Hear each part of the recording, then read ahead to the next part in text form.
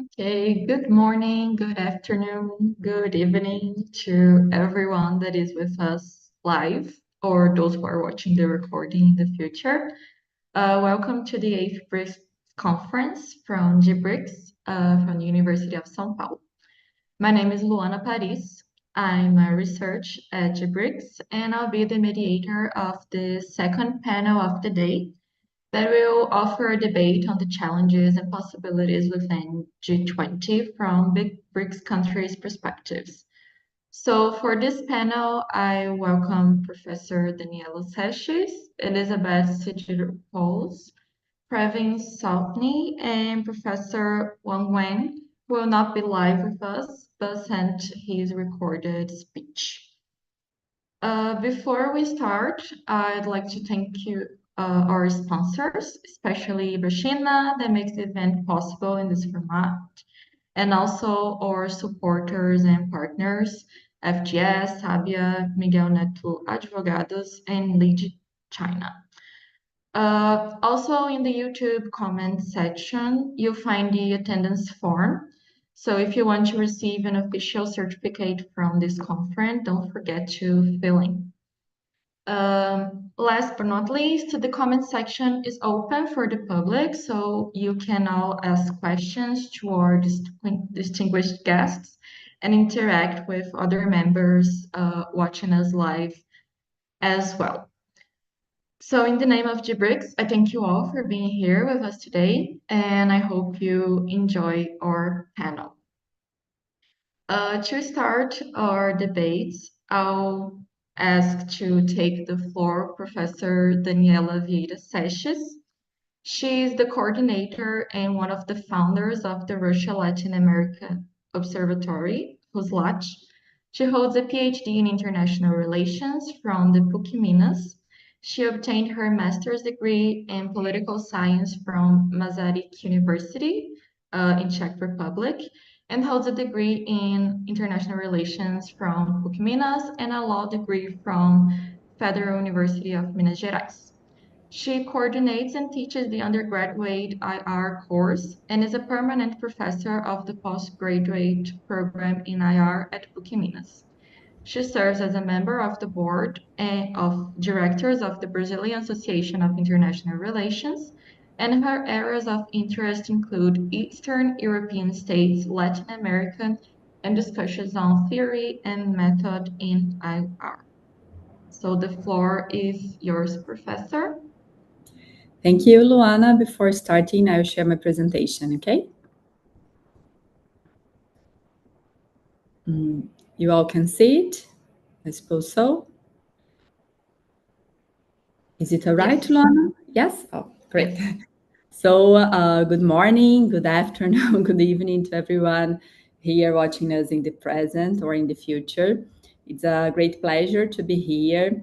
I'd like to thank G-BRICS for inviting me, and also to say good morning to my colleagues, Elizabeth, Pravin, and Wang, the professors that are here today with me in this panel.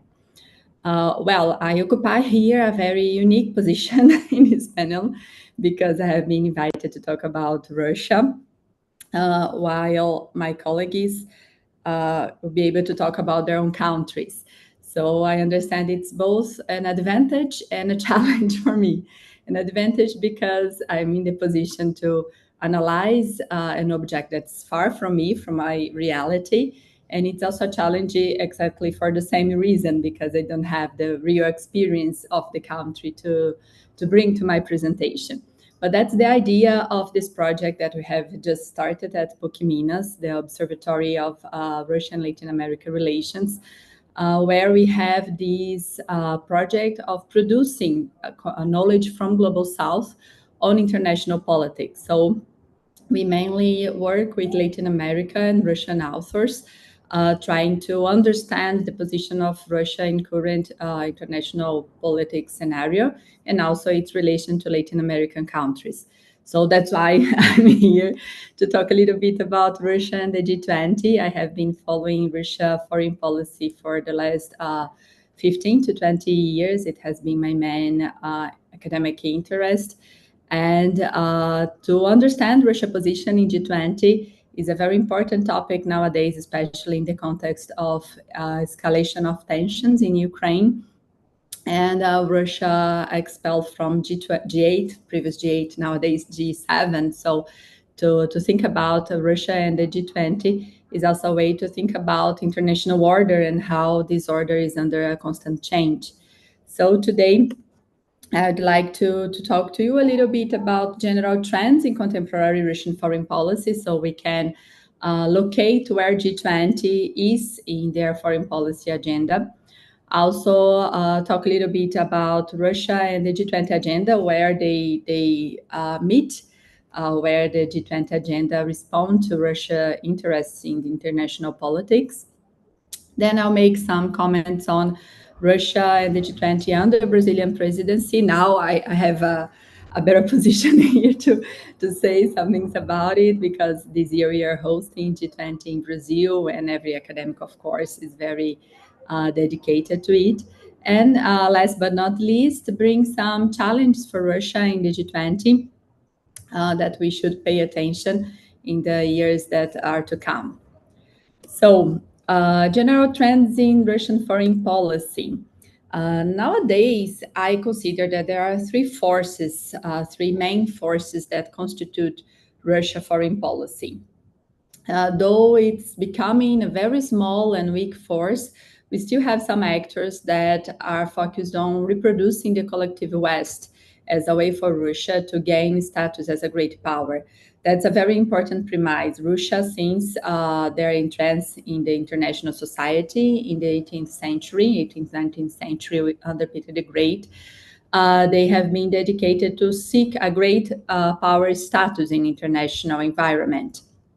And during the 90s, it was very common to understand this project based on the idea that if they reproduce what they call nowadays collective West, if they mimic the West, the way they behave as powers, Russia would succeed after the Cold War as a great power as well. So that was the main view during the beginning of the 90s, not the entire decade. It's usually a little bit misunderstood, especially during the period when Andrei Kozyrev was guiding the Foreign Affairs Ministry. It's still the view of the non-systemic opposition movements. When I say non-systemic, I mean the opposition movements that are outside the state, which is the case of Yabloko, People's Freedom Party, Solidarność, and finally the case also of some think tanks and institutions connected to the state somehow, as for example the INSOR, Liberal Mission, Carnegie Moscow Center, and Academy of Sciences. Some of them are having troubles in functioning the current Russia because of recent laws that are banning foreign organizations of behaving as these kind of think tanks connected to the state. In the other extreme of these three forces, there is the force that wants to confront the collective West for existence. What I mean by that?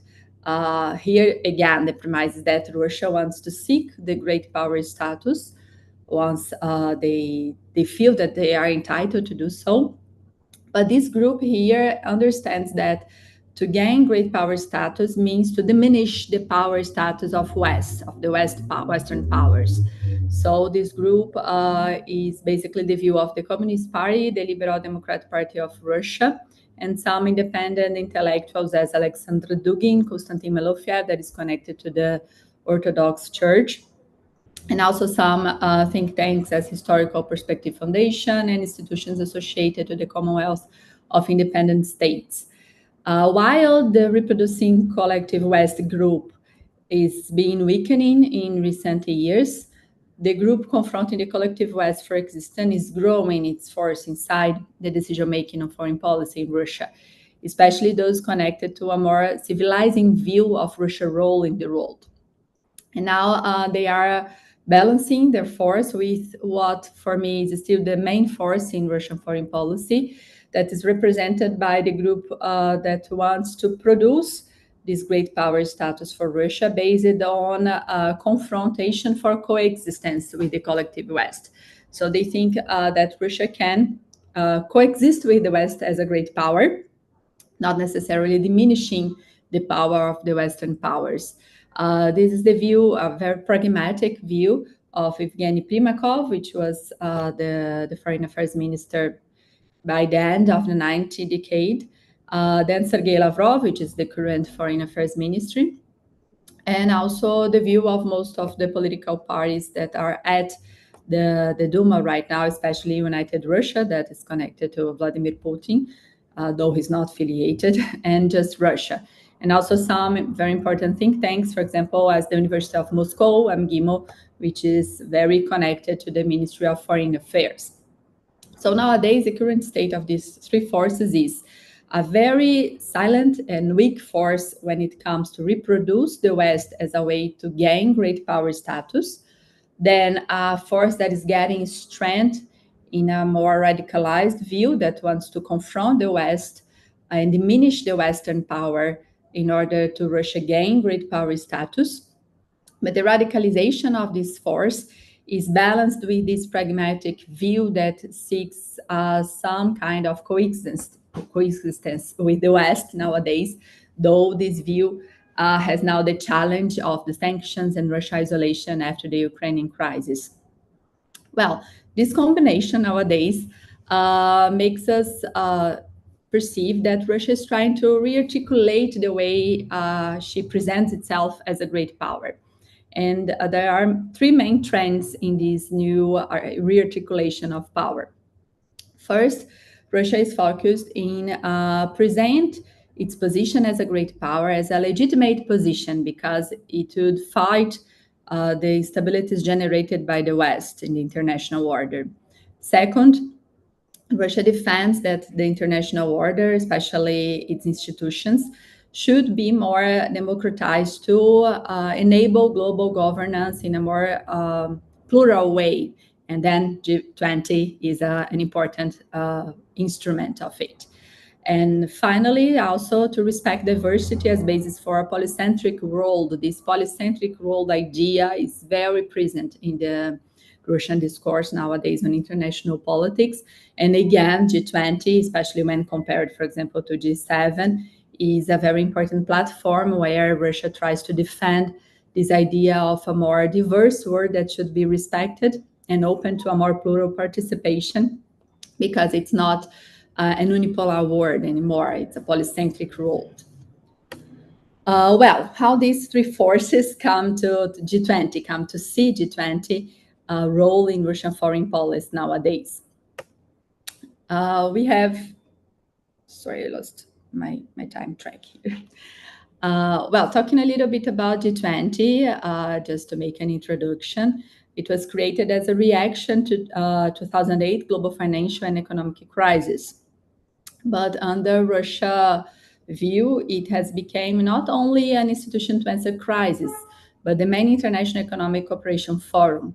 So under Russia perspective, that's the role G20 carries nowadays, and that it's based on this role that Russia builds its strategy within G20.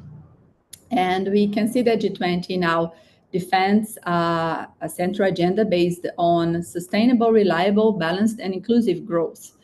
And this idea of growth goes along with Russia momentum and its national growth and employment strategies. The creation of G20 happens at the same moment when Russia was benefiting from many years of economic growth due to the oil revenues from the beginning of the second millennium. And during this moment, the state had started a series of reforms in its constitution, in its plans for social rights, and that explains a lot the huge support that Vladimir Putin has still nowadays. So this idea of a sustainable, reliable, balanced, and inclusive growth comes along with a country that had a relative strength during the global financial and economic crisis, which was more or less similar to Brazil's situation with the commodities, and also has an important parallel to the national growth and employment strategies that the country has been carrying on since the beginning of the new millennium. So in 2013, Russia had the G20 presidency. It was the fourth presidency, if I'm making the right math here. So So it was right in the beginning of the works of G20. But since the second meeting in London, 29, Russia has had a very proactive role in G20. For example, proposals that came directly from Russian presidency as common strategies to fight financial crises and economic problems, to break protectionist tendencies, to reinforce banking financial systems, and to promote assistance for development in poor countries were adopted in this summit and the years after that. So that proves a very active role from the part of the Russian government. In 2013, at St. Petersburg summit, when Russia was the president of G20, we can perceive that the Russian government gave a high priority for this preparation, which points us to the importance that G20 has for Russian foreign policy. During this year, the G20 was focused on growth, mainly based on business development and infrastructure, which is a very important topic of Russia domestic policy nowadays, investment, taxes reform and international coordination, and also social actors, which is also unique agenda when we think about Russia and all the controls on the social organizations. So I suppose that's why they bring it to the international politics agenda to show that they have this space for social actors, though there are, of course, very important limitations domestically. During this presidency, we have here some highlights. For example, a trend that Russia has been trying to perform in G20 is also to establish a very close coordination with BRICS countries inside G20.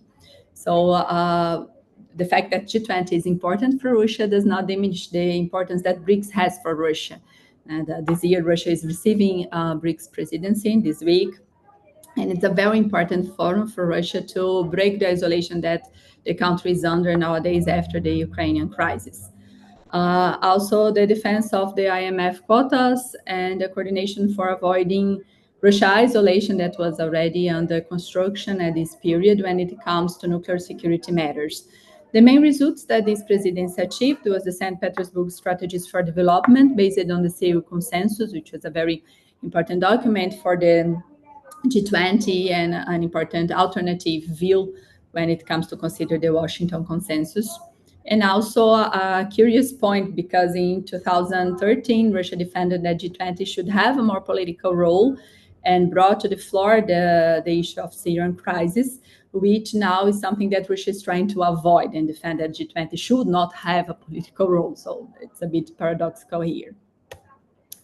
Well, in times of multiple crises, it's important to observe that G20 has been changing its role in international politics, and it goes along with the moment that Russia is living right now after the Ukrainian crisis escalation.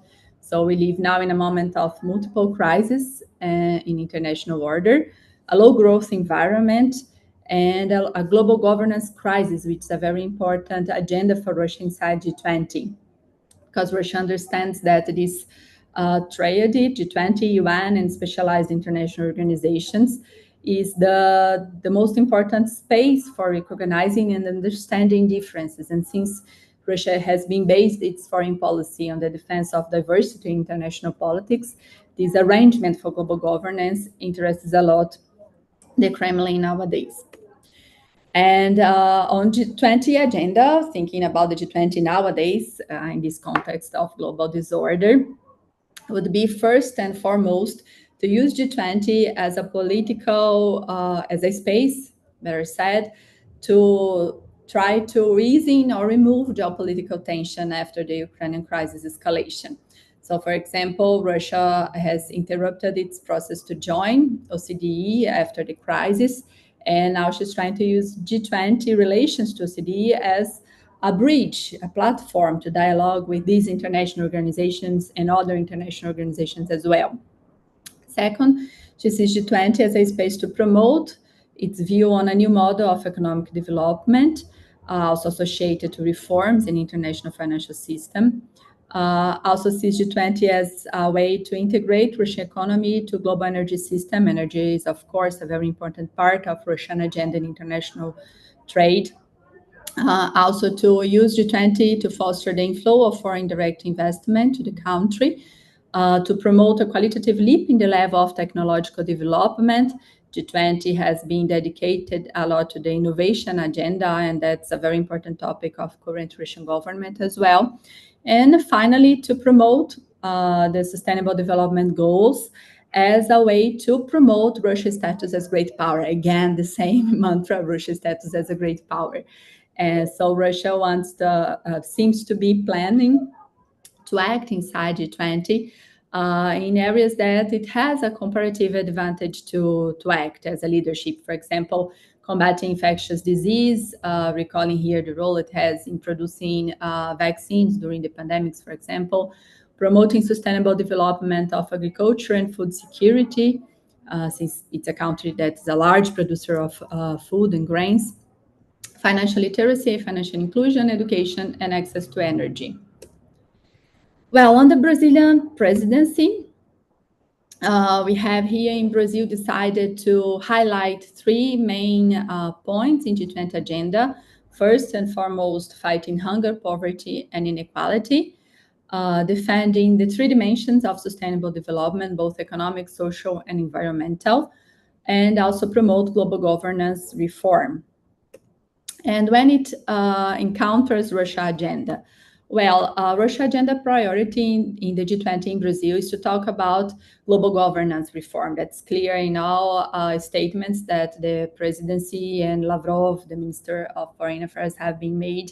They are very focused in fighting for UN reform, and also, ironically now, criticizing G20 lack of mandate on political and security issues.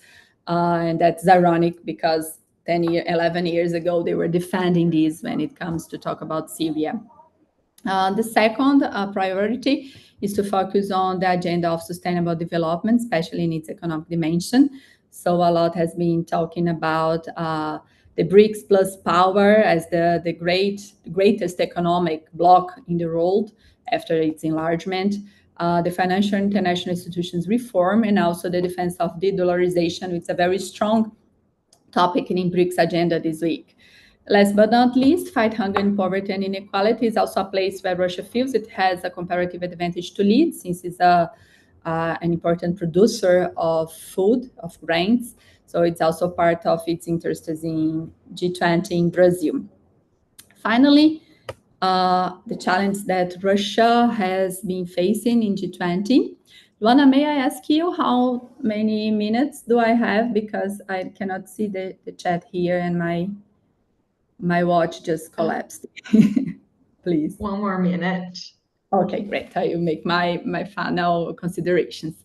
So where we can see challenge for Russia to act in G20. First, and most important, the decrease in the share of Russian economy in world GDP. Russia's strength in international economy is diminishing in the context of sanctions and Ukrainian crisis, and also other more deep structural matters. And that maybe will diminish Russia's strength inside G20 as well. So that's an important issue. The fact that the plurality in international politics is increasing, and the growth of developing economies should also be accompanied by an increasing participation of these countries in decision making, and that maybe turn consensus in something difficult to achieve. Also consolidation of a polycentric reality, which is also defended by Russia, but it can be a challenge when it comes to conciliate Russian interests with China interests in G20 and in international politics, for example. Last but not least, a final important remark on the isolation that Russia is facing after escalating tensions in Ukraine, and how G20 can be seen as a space to break this isolation. G7 is a space that is under a consensus to condemn Russian actions in Ukraine and bring about very strong and multiple sanctions against Russia. But in G20, we cannot perceive the same scenario of consensus. For example, there are neutral countries, Argentina, Brazil, Indonesia, Mexico, South Africa, Turkey, and countries that actually somehow support Russian endeavor in Ukraine, as it can be understood partially in the role that China and India has been playing, and also Saudi Arabia. Finally, I think in the forthcoming years, we should be paying attention to BRICS enlargement and how Russia will equate this math between G20 participation and BRICS enlargement, how situation in Ukraine will develop and how it will impact Russia isolation. And finally, the domestic situation in Russia, if there will be any change of government in the forthcoming years, that would also change a bit, of course, how G20 is presented in the Russian foreign policy agenda. So that are the issues that I'd like to talk about today. I thank you very much for the attention, and I'm sorry if I have talked a little bit longer than I should. Thank you. Thank you so much, Professor Daniela. It was a great speech. Of course, many information that we don't have this systematized and available. So thank you so much for bringing it to debate.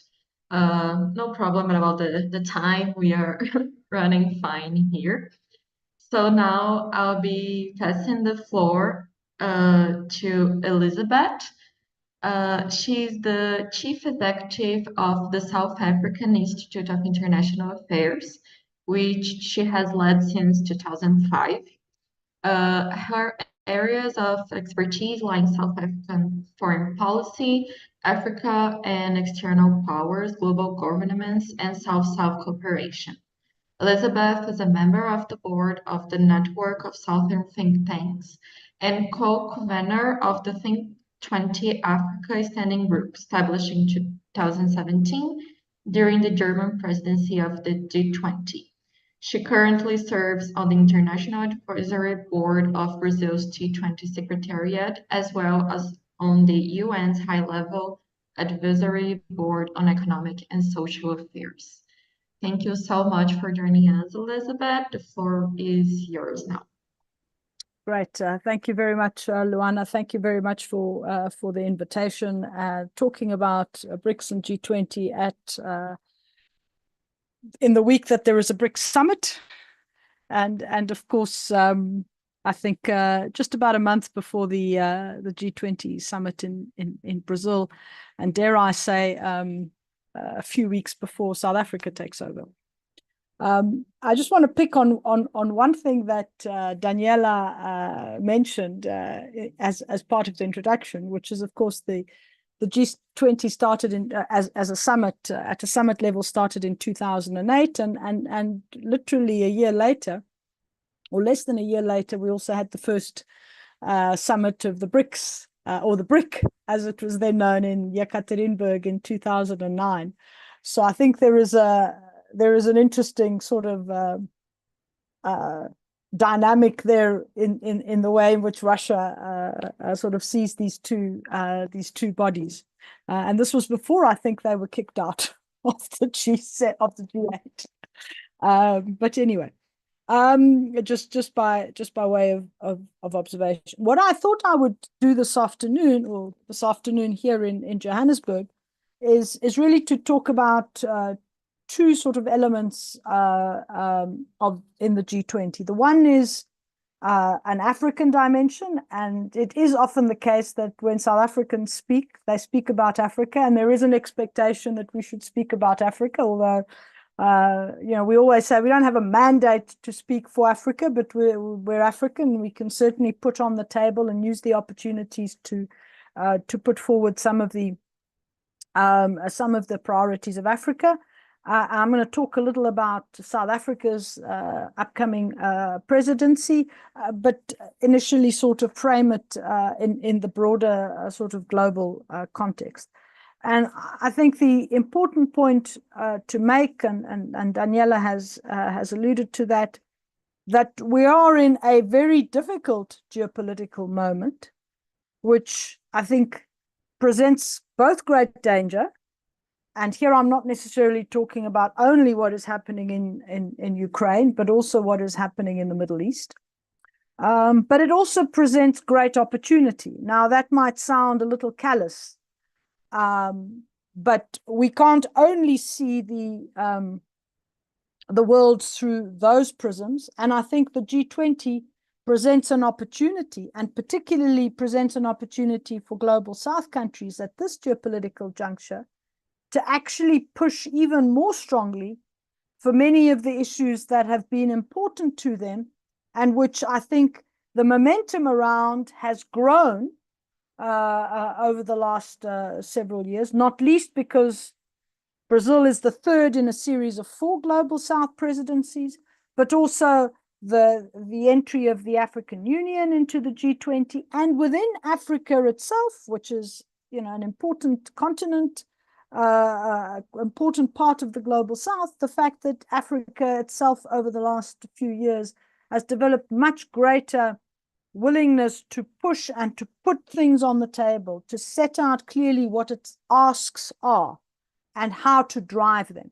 Now, that doesn't necessarily mean we've got all the answers and we're doing it perfectly, but I think there is definitely a shift if we are to compare this moment to, say, you know, 15 years ago or whatever, when the first G20 summit was held. So it presents great opportunity.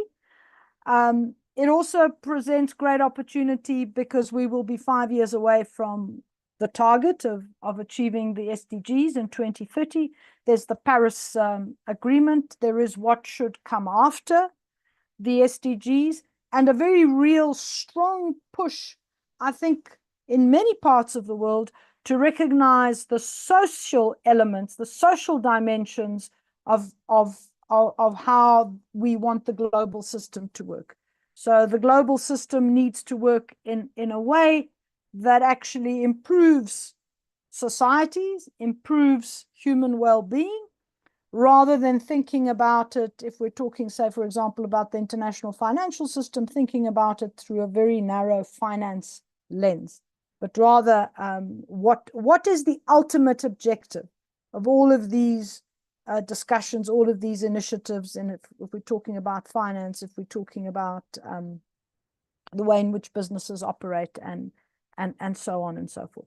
And in that regard, of course, I think the central thesis that many of us would put out there, even though it is quite ambitious and the world is not necessarily ready entirely to take it on, is that we have to rethink the paradigms that have governed the global system until now.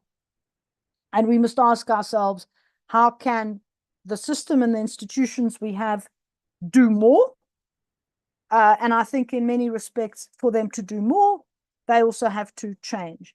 And one of the driving forces, and this is how the G20 and the BRICS come together, one of the driving forces of the BRICS initially was really about pushing for such particularly economic governance reforms, particularly in the Bretton Woods, if we remember 2010, 2011, I think 2012. And then the fact that things were taking too long, the beginning of the creation of parallel institutions, and here the two most notable, of course, are the New Development Bank and the Contingency Reserve Arrangement, which were not supposed to supplant existing institutions, but certainly to provide additional instruments and institutions to be able, particularly, to help with development. So let me sort of leave that there. Let me move quickly to discuss a little bit the African Union. Its entry, this is the first year it is participating as a full member. Of course, as part of the BRICS, we already now, as after the enlargement last year in Johannesburg, have 3 African members as part of the BRICS. South Africa, of course, always there, and Ethiopia and Egypt are part of the BRICS. Egypt is also one of the countries, I think, that Brazil has invited to the summit. At the beginning of the year, the African Union highlighted, had a session discussing the G20. I think they regard it quite rightly as a very important opportunity and a very important platform for Africa to be able to articulate some of its global economic governance priorities. And in that in that discussion at the AU summit, they identified a number of priorities that they wanted to put onto the agenda, both now and in years and in the following years. And I'm just going to flag a couple. I don't want to go into too much detail, but obviously one of the most important ones was the issue of international financial architecture reform. This relates not only to the way in which, for example, the World Bank and multilateral development banks are able to do more with what they have. Are they able to sweat their balance sheets, as I think the president of the World Bank said at one point. It also related to issues of debt and the common framework on debt sustainability or debt restructuring, which is a G20 initiative, but which has been moving very slowly. And African countries in the main have really not been able to benefit significantly from it. It has also included the debates around the special drawing rights and how we can leverage those more effectively at a moment when the financing gap to both realize the SDGs and the climate transition runs into the trillions. And at a moment when the very countries in the global north that are expected to provide a lot of this finance are actually seeing those budgets contract for whatever reason, okay? And so it is a moment when you can't be saying, well, we can't do this, we can't do that, but you guys need to transition, you need to reach the SDGs, but you're going to muddle along, you've got to increase your debt, etc., etc. So the international financial architecture, very important for the African Union. The second thing, which also probably is no surprise, is the issue of food security and agriculture. I think Daniela mentioned it in the context of Russia. I think the disruption in food as a result, certainly in the first few months of the Russian invasion, I think had a significant impact on a number of African countries that were largely reliant on that part of the world for basic grains. I think it brought home the importance of really creating more autonomy in terms of food security. At the beginning of 2023, the African Union appointed a UN food systems envoy. So it's important to look at food systemically. It's not just about agriculture. It's also about markets. It's also about finance. It's also about the kinds of produce that you bring out and so on. And so that is an important dimension, and it ties up with Africa's big, ambitious plan for an African continental free trade area where agriculture is important and where those linkages can be made in terms of building up regional value chains. Another dimension that obviously is important for the African Union is the just energy transition and the climate transition, climate change.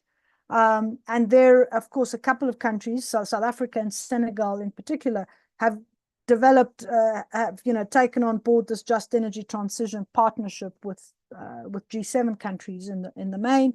But there are challenges there in terms of financing. And lastly, there is the importance of health and vaccine manufacturing. So those were the themes that African Union identified. In addition, it believed it was very important to really create capacity to be able to drive these. And if we're talking about challenges, this is, I think, a challenge that the African Union to date still needs to do much more in terms of building up capacity in the Commission to be able to meaningfully participate in these G20 discussions. And that relates also to resources. Let me move very quickly now to the South African presidency.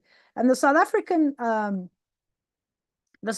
presidency, which starts on the 1st of December, of course, it has had a series of engagements with South African actors as well as with diplomats. The logo is out, so that's happening, and as is the sort of the slogan. And the slogan is really building on where Brazil left off.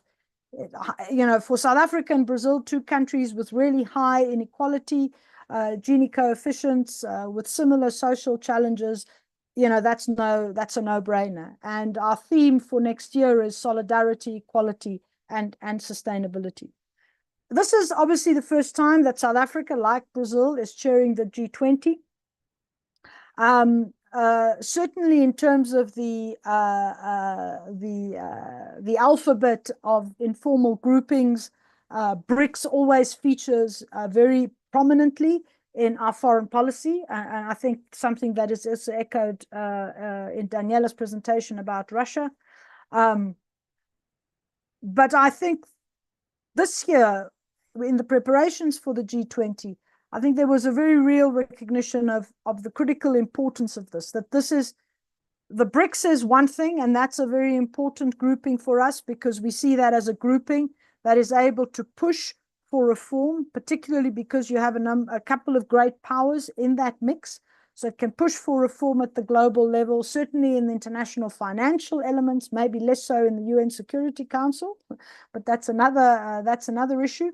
But the G20, the fact that the G20 brings together countries from the industrialized world as well as from the developing world creates an opportunity really to build consensus and to try to move some of these forward, because we know that unless you build consensus among the North and the South, some of these things are not going to be able to move forward. In the context of sort of the issues of sustainability and recognizing that it's 5 years away from the SDGs, Agenda 2030, one of the areas that South Africa does want to focus on, apart from the financing dimension, which has been strong both in the Brazilian and the Indian presidency, is, of course, the issue of localization. At the end of the day, the SDGs will be felt and experienced at the local level. And so we need to make sure that when we look at aggregate statistics about where we are, we don't forget about the local, because that's where the differences may lie, or the lack of progress. For South Africa, the issue of debt is going to be really, really important because it is such an important African issue. I think there is a recognition of, I think, the difficulties of going in there with a very ambitious agenda, but certainly there is the possibility of making some changes to the common framework in order to make it quicker and faster, more efficient, that it delivers to those countries in debt distress. And there are a number of ideas on the table. Some of them will have an impact a little bit more long-term, but that actions can be taken now. Others can be more immediate. I'm happy to go into those should people be interested in. It also aims to build on where Brazil will leave off with regard to multilateral development banks at the end of this year, and it's part of this process of really incrementally building from year to year on the ability of MDBs to actually scale up more, to take on more risk, to be able to provide that financial leverage that so far has been missing. One of the things that I think surprised some people, but is on the agenda, is really the issue of critical minerals. Now, in Africa, there are a number of very important critical minerals for the energy transition, not least in South Africa, of course. And one of the key elements that both South Africa and other African countries have highlighted is that in this global rush to access critical minerals like lithium, like copper, etc., we do not repeat the scramble for Africa of the 19th century. And African countries need to develop strategies to actually be in better control of these the critical minerals that are in their jurisdictions. There is also great concern about what they call predatory mining by countries and corporations. And so I think they want to put this onto the agenda in a way that also touches on the importance of industrialization for the continent and indeed for South Africa, and in the way in which both countries, both China and countries and Europe and the US have looked at the issue of critical minerals, which is about how do we secure supplies so that for our national security needs. Let me then just very quickly reflect a little bit on three things that South Africa also wants to identify very strongly. Well, the first point, sorry, one point I wanted to highlight about the critical minerals agenda is that you may be familiar with the fact that a few weeks ago, the UN published a high-level principles on critical minerals, 7 principles for critical minerals, a high-level report that was co-chaired by South Africa and by the European Union. And I think the thinking really there was to use that as an opportunity to really get the discussion about these issues going in Africa. But there is that G20 link, because all of the major players in the critical minerals space are actually sitting in the G20 space. So I think that was seen as a really significant opportunity.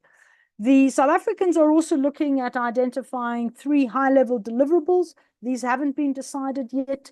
There are a couple of, they have done a bit of work in that regard. The one is to really look at the issue of food security, but food security not just at the national level, which is what Brazil has done through its Global Alliance, but also really to look at it regionally in terms of some of the initiatives and the possible learnings from regional cooperation in that area, but then also look at the global financial system and how that enables or not greater food security in terms of commodity prices, in terms of monopolies, in terms of speculation, and so on. The other one is to potentially look at a high-level deliverable on artificial intelligence and ethics. And the other one, not surprisingly, of course, is employment and labor. This is clearly for South Africa, with a really high unemployment rate and an even higher unemployment rate among young people, including inequality, a really, really important theme. Maybe then just some concluding remarks. When we talk about the opportunities for cooperation and integration in the G20, clearly we have to think about what is feasible given the grouping. But more importantly, I think it's also critical that we don't create too many priorities, and which allows for cherry picking. So you can have 15 priorities, and then you have some countries saying, well, there we go, I'm picking up this, and I'm picking up that, and I'm picking up something else. And from a developing country perspective, that necessarily isn't the best way of going forward. So one of the things that we have been thinking about is, what are the 3 or 4 key transformative actions that we'd like to really drive? Now, that's the theory of it. How that's going to play out is, I think, still something that is in motion, and we'll see. And I suppose this was a similar challenge that the Brazilians were facing. 2 last points around issues, and because I forgot to mention them earlier. One of the things that South Africa has taken great pride in is, and worked on very hard over the last several years, has been the development working group. And in that, there are 3 priorities at the moment. And in fact, one of them is in a workshop. They're workshopping it this afternoon. The one is on financing for development, which of course links to the conference next year in Sevilla, and relatedly illicit financial flows, an area where South Africa has expended a lot of energy in the development working group. The second one is on social protection, which I think also speaks to the issues that Brazil has highlighted, and poverty and hunger. And the last one is really, and this is probably a little controversial for Brazil, the issue of global public goods, but really a conversation about some of these global public goods, not necessarily about issues of sovereignty and so on, but really putting some of these on the table: climate, food security, health, and having a little bit of a brainstorm around what this might mean for how we deal with those themes in a context where there is transversal cross-cutting challenges. I hope that was 1 minute, right? Sort of. It's good. Thank you so much, Elizabeth. Very enriching speech. I took so many notes that I'm like dizzy now. So thank you so much. I'll call for the floor now, Previn.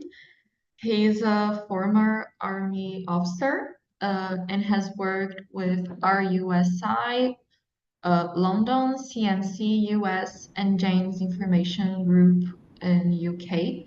He's editor of Force News magazine on geopolitics, strategy, and defense. And he is author of 4 books, including The Last War, How AI Will Shape India's Final Showdown with China, and Dragon on Our Doorstep, Managing China Through Military Power. Thank you so much, Previn. The floor is now yours. Thank you very much. Thanks a lot for inviting me. So what I'll do is I'll first give my conclusion, and then I'll give my argument as to why I have come to that conclusion. Now, my conclusion is that the relevance of G20 will continue to diminish. And this is for 2 reasons. One is that the world today is no longer unipolar, it is multipolar world.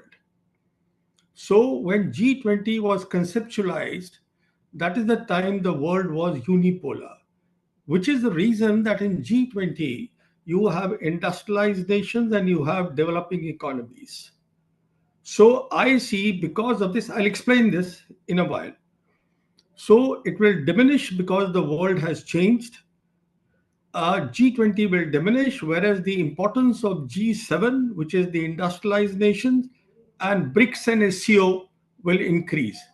This is one reason. The second reason is that the emerging technologies are playing a very important role in the global geopolitics.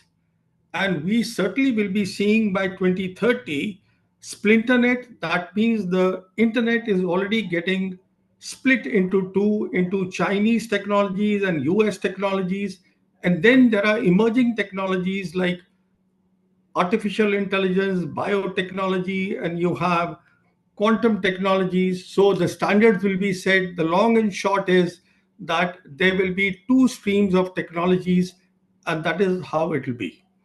Now, having given the conclusion that the relevance of G20 will diminish, but BRICS and SCO will increase, let me now give the argument why I say that. As I said, the world today is a multipolar world. And this happened roughly around 2017 when the Trump administration was in office. So instead of in the unipolar world where we had one power, a superpower, America, today we have in the world 3 great powers, the way I see it. They are America, China, and Russia.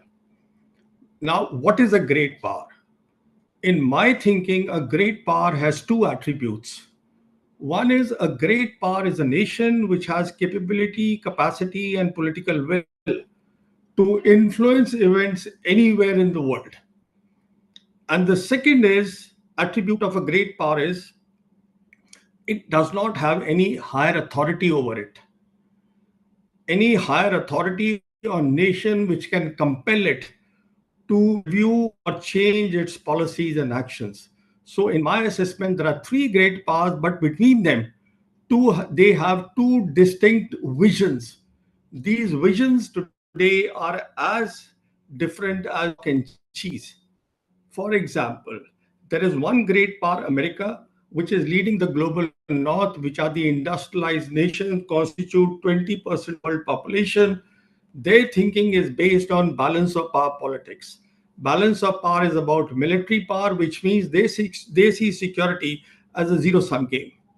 They talk of rule-based order.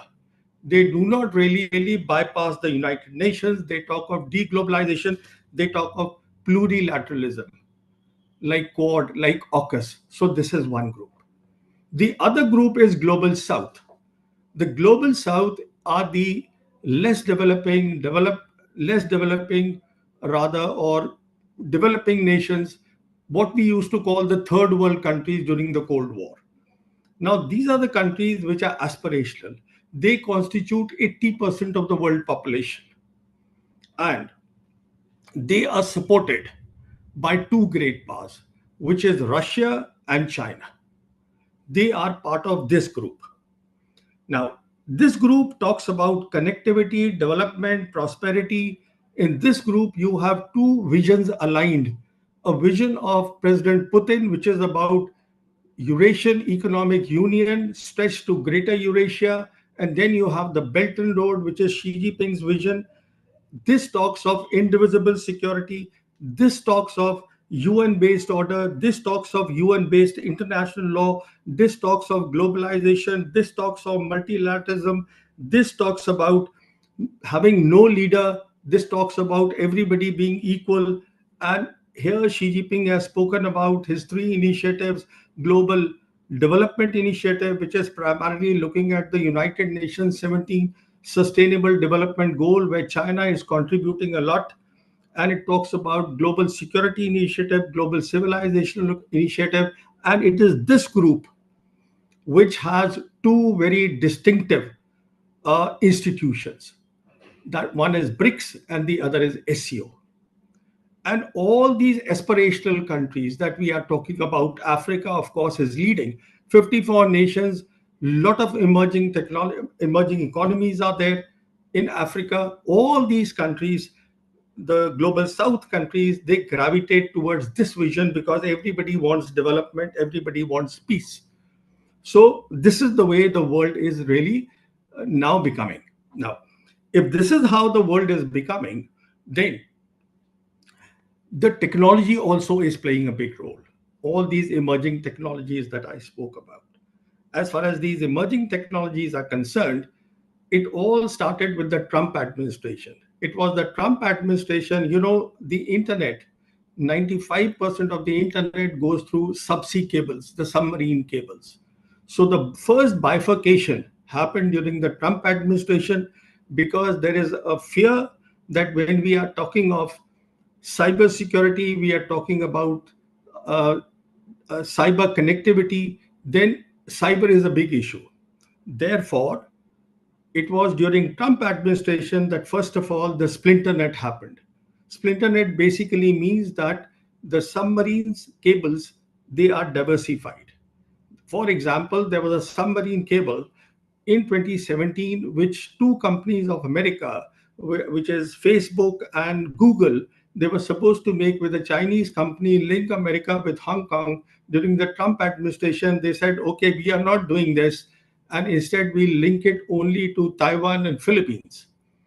So the point I'm making is you have now diversified or you have splintered the submarine cables. Now, as new technologies come in, and all these technologies, we are looking at unified data platforms, we are looking at software technologies, which are coming very fast. So these standards will be set. There are only two big powers in this game. One is China on one side, and the other you have America and a bit of Western countries. The EU is also part of that. So these are the countries which will set the standards. So China is likely to set the standards for the global South countries, because already Russia is on board with China. As I said, the visions are aligned. So that is the situation there. And then you will have another set which will be of the American technology, where you have global North countries which will accept the American technology.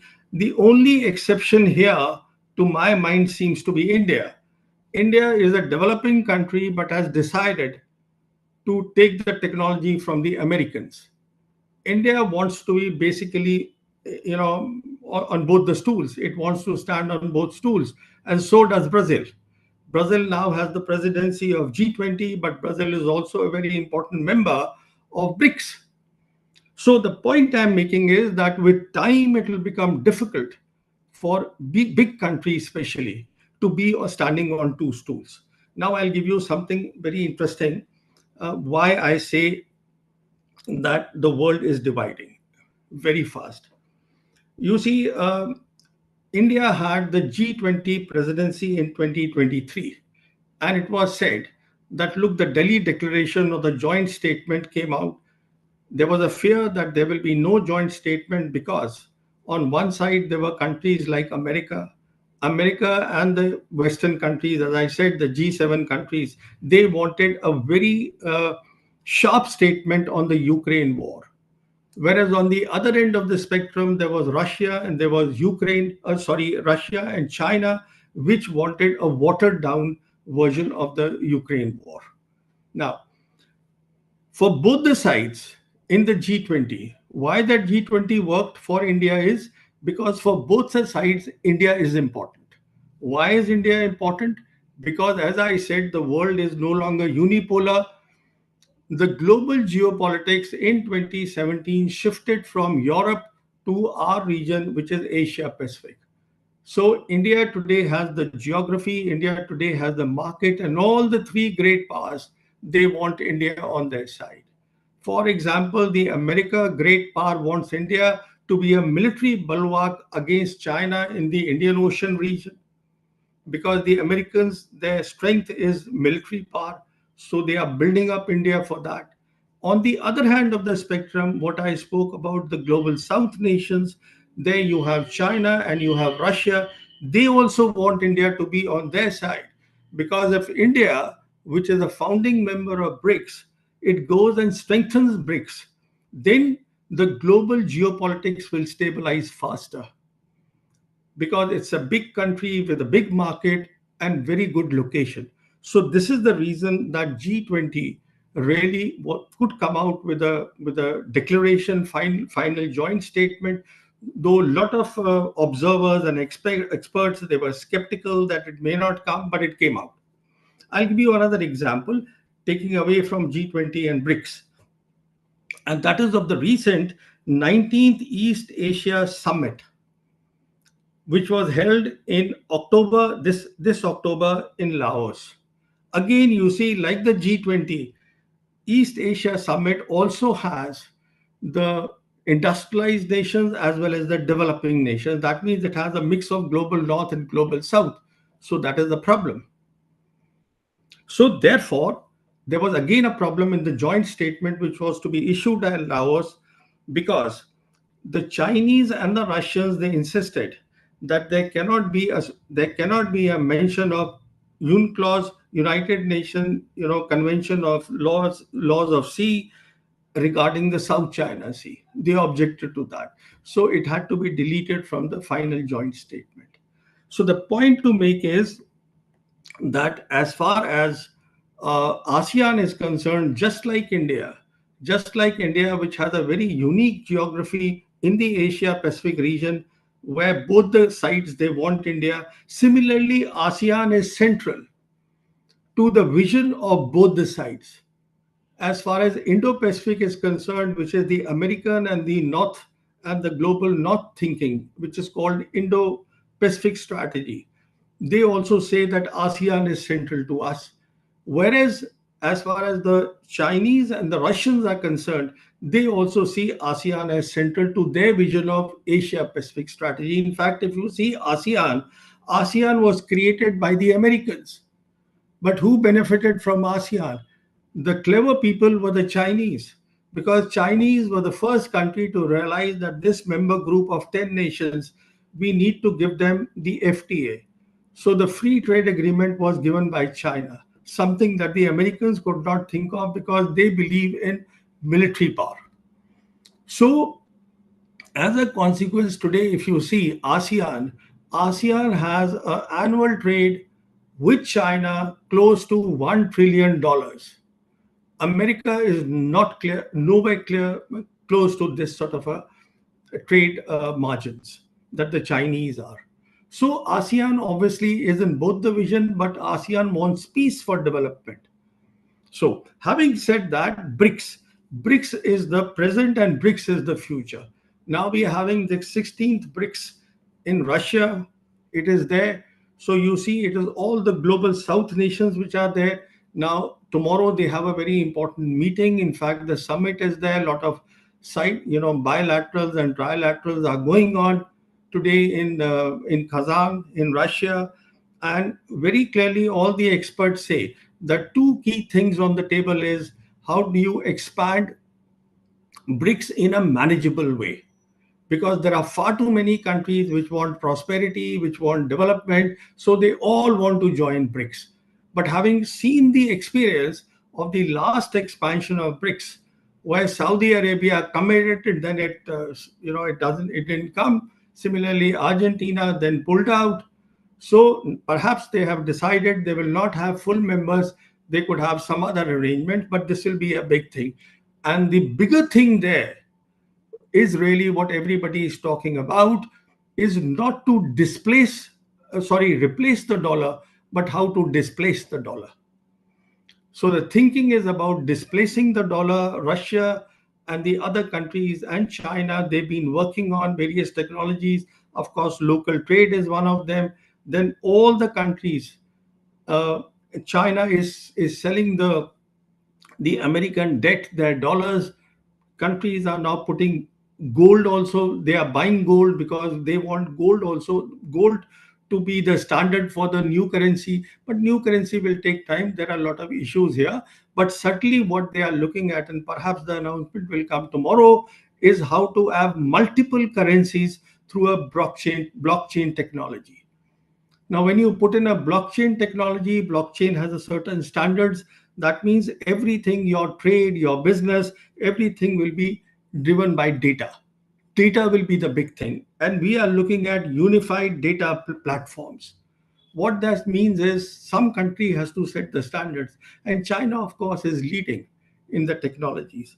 Because why it has to be different from the Americans and the global north is because there is a need for trust, there is a need for collaboration. And once you have set the standard, then you can work on data governance, you can work on privacy, you can work on cyber security. So you see, this is in a very broad way that I see the world moving. So the world is moving. The old blocks which were there, which were there during the globalized world, because right after the end of the Cold War, which is 1991 till 2017, the mantra of the Americans as a superpower was globalization, globalization, globalization. So all these things were created. Now they are talking of deglobalization, they are talking of de-risking. I mean, they can't do away with China for the simple reason China is the manufacturing factory of the world. You see any supply chain in the world today, China is indispensable there. China has skills. So China, this is the reason that China is seen as a competitor by the Americans. In fact, Americans are not today competing with China. They are trying to confront China. They are denying technology to China by the strategy of what they call small yard, high fence. But the problem is when you talk of small yard and high fence, you have only 20% of the population in that small yard. 80% of the population is outside the yard and the high fence that you're talking about. And this is the world which this is 80% is the are the nations, the developing nations of the world, with full support from Russia and China, which will drive the world, which will bring the world to better development, to more prosperity, to an indivisible security concept, which is not absolute, which is relative. So this is the way I see the world moving. I would like to stop here, and perhaps if there are any questions, we can take them. Thank you. Thank you. It was a perfect use of of your time. Um, thank you for your interesting perspectives. We're going to have a last speaker that sent us a video, so I'll be sharing my screen to share with you the video Professor Wang Wei sent. He is the professor and dean of Shongyang Institute for Financial Studies, the deputy dean and distinguished professor of Silk Road School, Renmin University of China. He's also the Secretary General of the Green Finance Committee of China Society for Finance and Banking, a researcher of the Financial Research Center of the Counselor of the State Council. He used to be a chief op-eds editor and editorial writer at Global Times, one of the most best-selling newspaper under the People's Daily, and won the China News Awards in 2011. Okay, so I'll be sharing my screen with you to share on Dr. Wang Wen perspectives from China right now.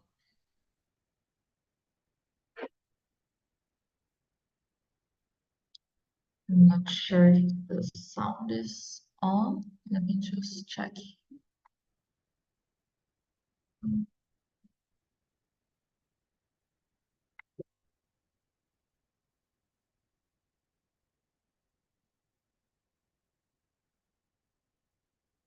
Are you listening? No? So,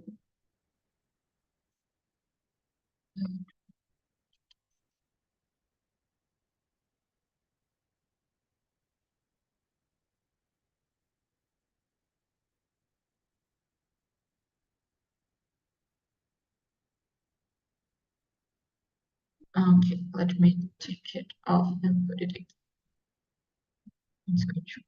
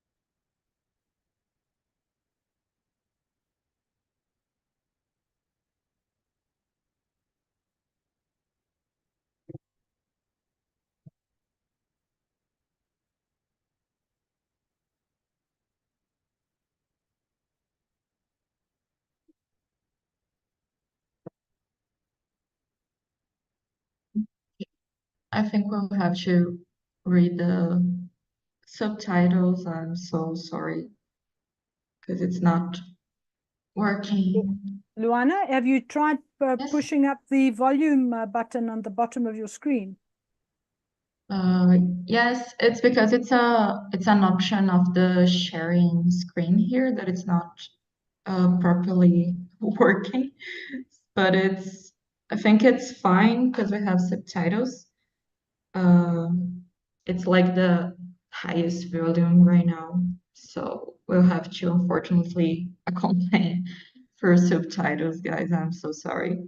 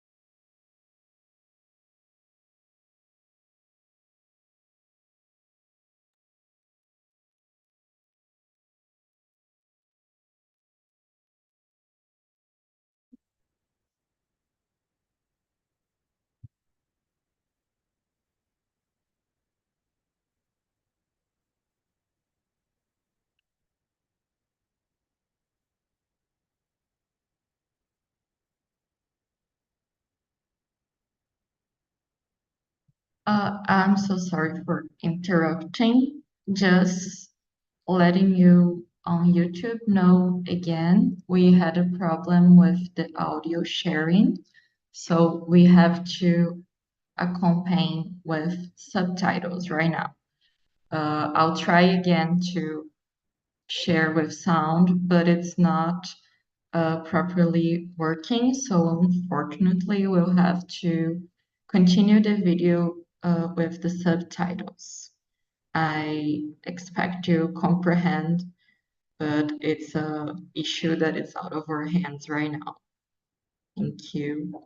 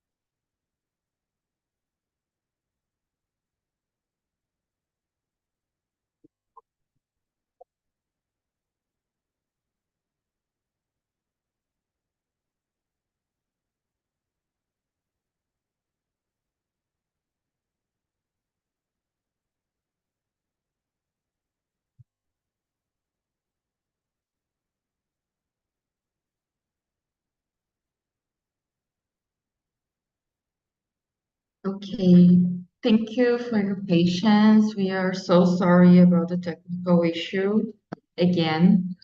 But those were perspectives from Dr. Wang Wen. And now, after all these amazing speeches with so much to think about, we're going to open to our public questions. We have 2 questions already. If anyone that is watching on YouTube want to send questions, please feel free to do on the comment section. But our 2 questions, they are more general, so I'll ask all our speakers that are present here today to answer them because we have not a specification about who should answer, and I think they are very general anyways. So we can follow the same order of the speeches to answer the question. So I will say you the question. We have 2, so we can do like a block of 2 because it's from the same person. And then Daniela, Elizabeth, and Prepe give your perspectives on that. Okay.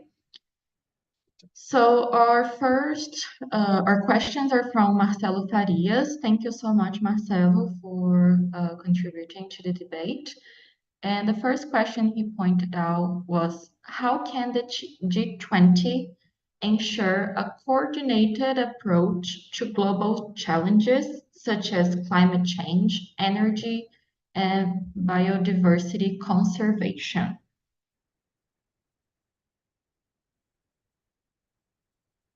And a very similar question, he asked, what joint actions can G20 members take to reduce inequalities, poverty, and hunger globally?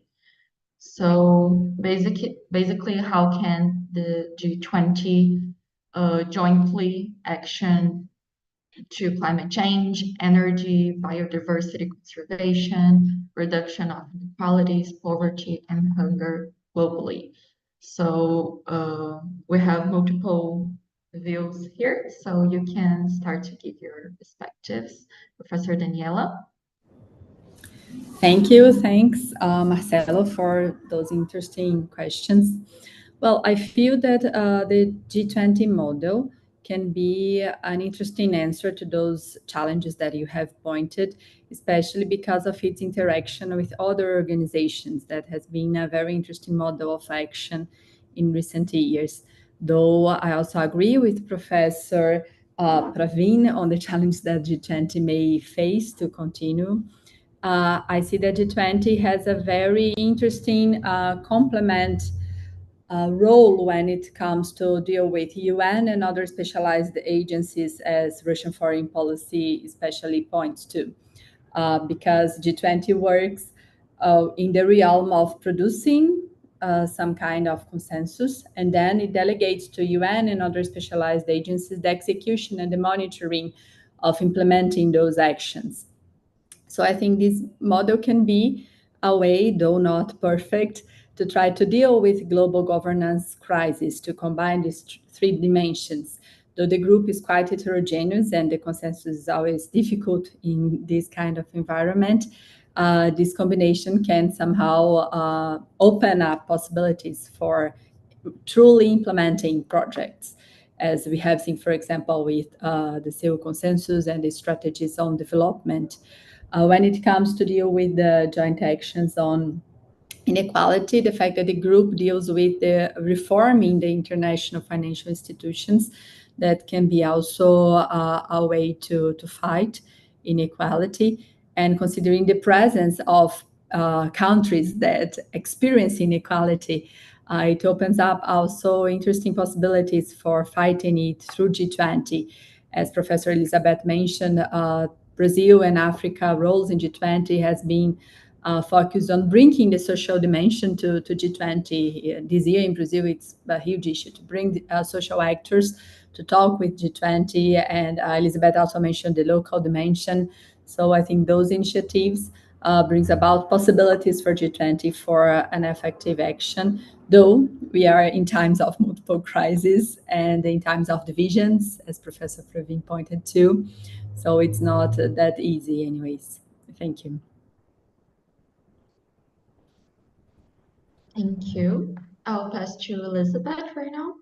Yeah, thanks. Well, I think Daniela has covered a lot of it. If we think about and of course, the 2 points that Marcelo has identified are, of course, the ones that are for Brazil, the 2 task forces mobilizing against climate action specifically. When we talk about climate, it was about bringing together the various working groups so that there can be better coordination on what they can do. And then, of course, the Global Alliance Against Poverty and Hunger. But if we think about what the G20 can do, obviously, at the top level, it brings together these, 19 systemically important countries that can, as Daniela said, arrive at consensus and be able to push for then some of these reforms, whether it's at the UN, whether it's at the IMF, at the World Bank, if it's at the Financial Stability Board that reports into the G20, whatever. And so that's very important. So it's about global regulation. And some of the issues that I also touched on a little earlier, particularly around international financial elements, are about creating global framework or adjusting global regulations. And so if we're talking about one of the key challenges that was also highlighted by the UN Trade and Development, UNCTAD, the old UNCTAD, around food security, one of which plays directly into poverty and hunger, one of the things that they've identified is the fact that you have these major big corporations that monopolize both the trade, the commodity trade, and food prices that can be speculative, that can also engage in profiteering, etc., etc. How you manage that at a global level, because these are all global enterprises, is something that the G20 can apply its mind to. And that should then create great, in the interest of creating greater price stability, access to food and so on, or the ability to access food. That's one level. The second level is one where the G20, and it's done it in a couple of occasions, can share lessons. And I think even the Brazil's initiative around Global Alliance is also sharing lessons and creating a platform where countries can actually, I think they call it a policy basket, where countries can sort of put some of their interesting policy initiatives and actions in order to be able, that other countries can learn from them. So that's also another way. The third point is that, of course, with some of these big global challenges, sometimes some of the biggest inhibitors are actually some of the countries sitting in the G20. And so the fact that you're in a smaller forum as opposed to sort of sitting in the UN or, all shareholders of the World Bank or whatever, you can actually use that as an opportunity to exert pressure. That if you want to arrive at this outcome, you guys also need to address some of the regulatory, legislative actions that make specific financial access to finance, access to development elements much more difficult. And so it can also act as a pressure group on some of these countries, a kind of not necessarily a name and shame, but it can do that. And lastly, and here I think it is about building up its accountability mechanisms. I think the G20's accountability mechanisms are not as robust as they could be, and I'm being diplomatic here. They make commitments. I mean, at the Indian summit, I think there was a commitment to triple renewable energy. We need to be able to measure that. And we need to be able to measure it in a way that goes beyond, if you look at the accountability report that they bring out every couple of years, it needs to go beyond sort of saying, oh, well, we mentioned it in this communique. It needs to be concrete elements on the ground. But that's a much more difficult political question for an informal club, which is what the G20 is, to actually be able to create. Thank you so much. Praveen? You are muted. Let me once again very clearly talk about global governance very briefly to answer these questions. See, when we say that the global geopolitics is under transition, what that means is that everybody agrees we are living in a multipolar world with two different visions. What that means is that as far as the Americans are concerned, they believe, and the global north, they believe in balance of power politics. Now, balance of power politics does not work in a multipolar world where you have so many poles. There will be instability there. Whereas on the other side, which is why this side, the global north and the Americans, they talk about plurilateralism. Because the strength of this group or America is really hinges on two pivots. One, its military power, and second, its dollar power and the power of its dollar payment system. So these are the two pillars. So the whole thinking, their thinking has to be on plurilateralism, and the world remains unstable when you talk of balance of power politics. On the other side, 80% of the world, when you see, which is talking of cooperation, which is talking of globalization, which is talking of multilateralism, which is talking of equality. So there the stability can come fast, which is why if you see today at BRICS, the UN Secretary General is also there. What is he doing there? In my opinion, what he is doing there is, if you see the 17 Sustainable Development Goals of the United Nations, which was started in 2015, they were to be accomplished by 2030. Last year, they had a midterm review, and the result of the midterm review was poor. Nothing much could be done. So we have to look at concrete things. Where exactly is the world going? Now you look at the Sustainable Development Goals of China. There are 15 goals of Sustainable Development Goals of China, which actually align with the United Nations 17 Sustainable Goals. So, in reality, as far as the Americans are concerned, it is very fine to talk about climate change, to talk about sustainable development. But the fact of the matter is that the priorities are different of the global north. As I said, it's balance of politics, balance of power politics. So it is this other group, the 80% of the world.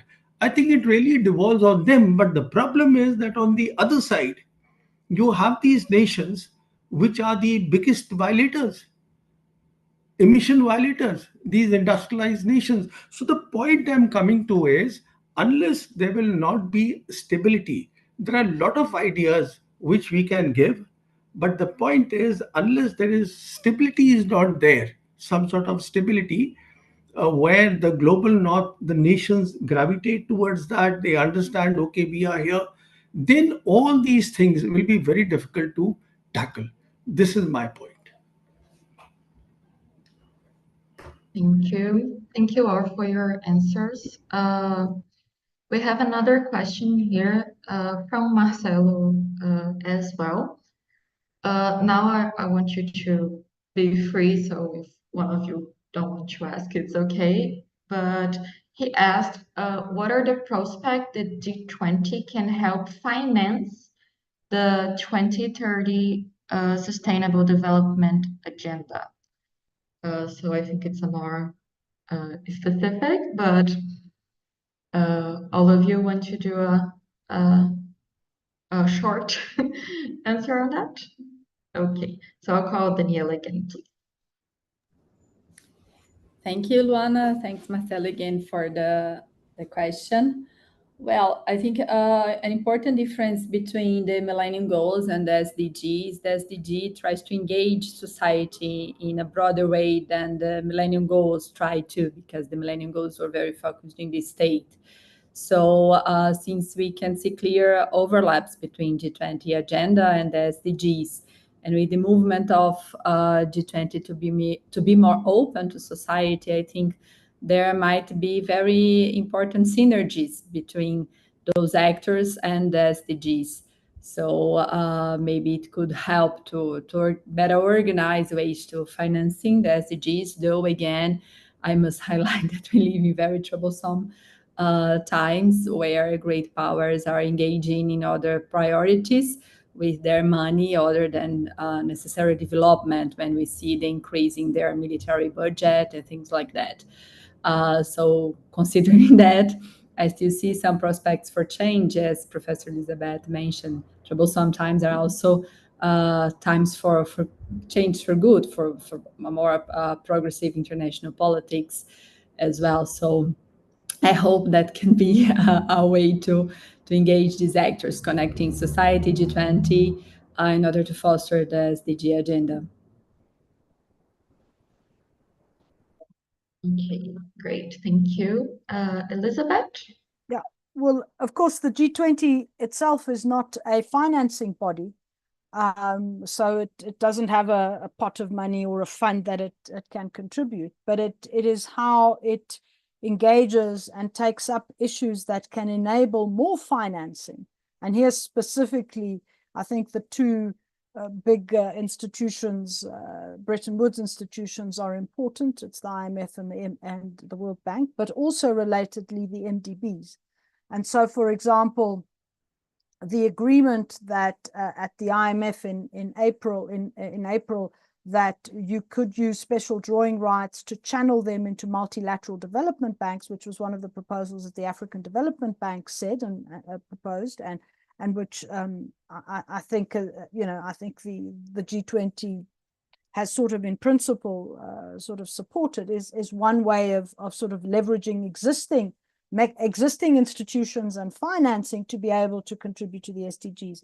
And here I really want to pick up on what Daniela said, that, in the context of shrinking development budgets because of wars, the argument, I think, must be made by global South countries to the global North that, you're not going to give necessarily more money, but then let's use these institutions much more creatively that already exist to allow them to actually be able to ramp up the contributions they make. And then just one point I want to pose this to Pravin about your point about two different visions. I don't know if there are only two visions of the world. I would say that perhaps Russia and China's visions are not exactly the same. And I would argue perhaps that some of the developing countries' visions of a global order may differ to some extent with those of the great powers. So I'm just putting it out there provocatively to you, Pravin, to respond. Okay, Pravin, you are muted. Pravin, you are muted.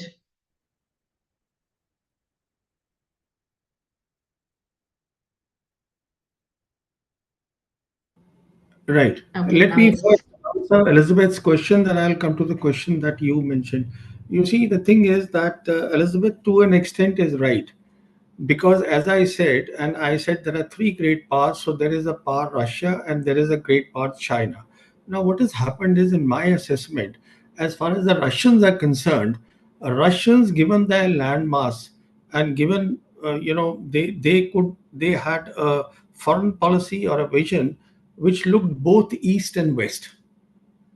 Because of the Ukraine war, it is very clear to them also, and Lavrov has hinted this so many times, that for the next 8 to 10 years, it will be difficult for Russia to really engage usefully with the West.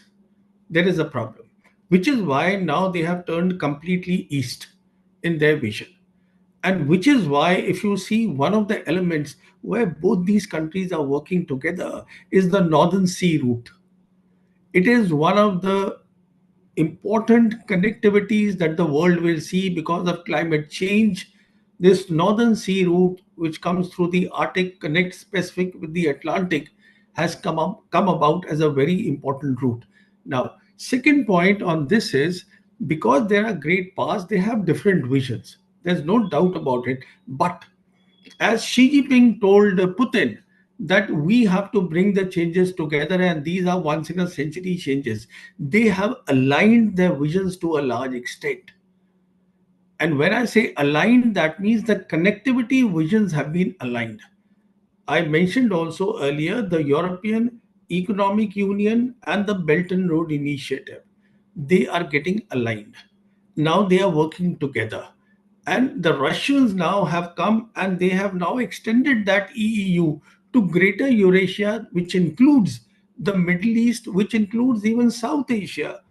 The Russians today are reaching out to Pakistan. Earlier, they never did that. So the long and short is that my argument is that until the global geopolitics stabilizes, these two great powers will remain aligned and aligned because of the alignment of their visions. This is not a tactical thing which many Western analysts keep talking about, that they don't have a military alliances because big powers don't get into alliances. Because as I said, a definition of a military power is a nation which can defend itself. It doesn't have a authority, higher authority over it. So these are big powers. Now coming to the point about the question that was there, again Elizabeth mentioned about Bretton Woods. The problem today with IMF and World Bank is, and everybody is talking about them, they need reforms. That is the big problem. And there are too many strings and too many problems when you go to them, which is why people are today going to the new development bank. That is the big thing. Everybody wants to go there. A new development bank, the key thing that I notice in this new development bank, which is not there in the IMF and the World Bank, is that they have not, the new development bank has understood the importance of hardware and software cyberspace connectivity. That means the importance of the fourth industrial revolution. So they are today giving clearance or approvals to projects which are smaller projects. And then you also have the Chinese, which have come up with their own BRF fund. Then you have AIIB. So the point I'm making is that all these new institutions, these are the institutions of today and tomorrow, because they are actually one of the institutions. For example, BRICS is looking at how to bring the technologies of the fourth industrial revolution to the global south, which is why the fourth initiative that Xi Jinping, which he initiated this year, is global artificial intelligence governance initiative. That we will set the standards and we will help the countries of lot of countries of the African continent. In fact, she knows, Elizabeth is the expert in that area. But what I have read, I've never been to the African continent myself. But what I have read is that they have come alive, that today when you see some of the fastest growing economies are there, and she made all the right points. I mean, these are the points I understand, that the minerals are there, they were being exploited, they don't want to get exploited any further, they are aspirational, they want to work with themselves. Who's helping them in that? China has been working there for the last 20 years, and China now wants to double down, which is why you see at the third Belt and Road Forum, there were something like, of the total 54 countries, some 23 African countries were physically present there. So the point I'm making is that unless these institutions, which are old, unless they reform themselves, everybody also keeps talking about reform of the United Nations. In India, the Modi government talks that we need reform of the UN reforms. My position is different here also. My position is United Nations reforms will happen after the global geopolitics has stabilized. That is a precondition for the reform of the United Nations, because you have one set of country led by America which talks of US led rules based order. Whereas on the other side, you have two great powers which are putting United Nations at the center of their thinking. So you have to first stabilize. After that, the reforms will happen. Otherwise, it is putting the cart before the horse. Thank you.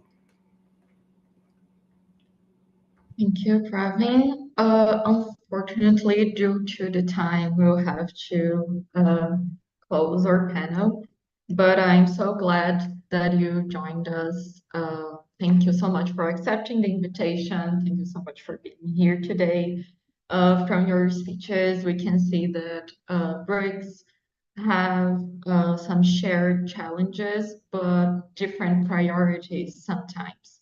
So we cannot account global south as homogenic. We cannot account BRICS as a homogenic group. So how do we articulate this diversification of priorities, of challenges as well? It's something that goes with us as a challenge as academics, but also to those who are producing politics in practice.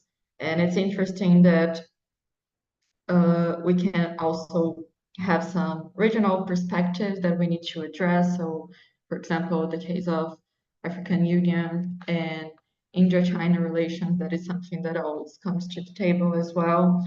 And the financial for all of this is also a great debate.